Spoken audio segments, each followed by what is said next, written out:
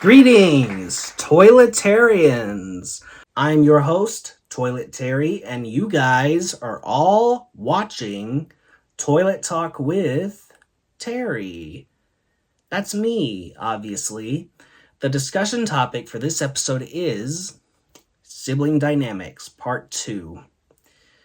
So yes, after surviving the cookie jar heists and the battle for the remote control, I thought I had reached my limit, but I was wrong. I realized I was wrong when we happened upon what I like to call the crafting catastrophe. That is when my little sister decided she wanted to be an artist, which I thought was great at first, until I came home one day to discover that she had made our house a crime scene with a bunch of glitter and glue. One day, she burst into my room and is like, "I'm making friendship bracelets. Want to help?" And for someone who thrives on structure, the idea of crafting was pretty much, to me, inviting chaos into my world of organization. So I said to her, "How about I supervise?" But she wasn't having it. And before I knew it, I was covered in glitter. And I walked out of that room like I had just emerged from a disco party gone wrong. Now let's talk about her creative process. She thought that every piece of art needed its own soundtrack.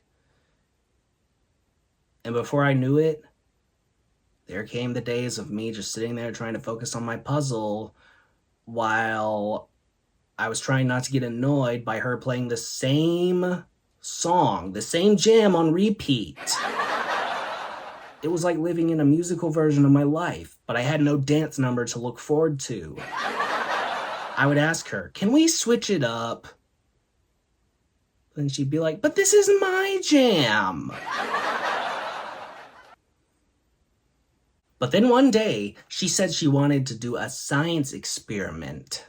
I thought, great, maybe we'll finally discover something useful. But she just decided to create a volcano with baking soda and vinegar. The explosion was so epic, it was like a scene from an action movie. I'm standing there trying to keep my sensory overload in check, while she's cheering like she just won the Nobel Prize. "It's erupting!" she shouted while I'm frantically scrimmaging for the paper towels. And the family outings, oh boy. When we'd go to the zoo, she'd be running ahead of me like a little tiny whirlwind, dragging me along as if we were in an action movie. I'd be busy trying to plan our route, while she'd be running ahead, running after all the animals, saying, "Hey, look, a penguin! Can we adopt it?" I'm just sitting there thinking, how do we even explain that to Mom? And of course, there was a time we went to an amusement park. I was so focused on trying to avoid any rides that made my stomach do somersaults. But then she's over here insisting, "Come on, we gotta go to the biggest roller coaster in the park." I'm standing there, panicked, trying to remember the last time that I did not eat a meal that did not come back to haunt me later. She practically dragged me onto every ride she wanted to go on. And I remember on one of them, I screamed so loud, I think I practically scared the birds out of the trees. But here's the kicker. Despite the chaos that ensues, there's always an underlying bond. Whenever she'd sit next to me and say, "You know you're my best friend, right?" it would melt away all the madness. Her wild antics helped me navigate my own quirks. And she taught me that sometimes it's okay to let loose a little. So here's to little sisters, the pint-sized tornadoes that turn our lives upside down. They may drive us crazy, but they bring joy and laughter to the mundane. And I'm pretty sure if anyone tries to mess with me, she'll then be right there, armed with glitter and her plastic sword, ready to defend our honor.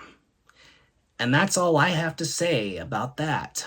Anyway, hope you guys enjoyed this episode, this discussion topic. Don't forget to drop a like on this video if you liked it. Hit that subscribe button for more upcoming content, which will be great. Y'all won't want to miss it? Alright, keep it real. Peace out.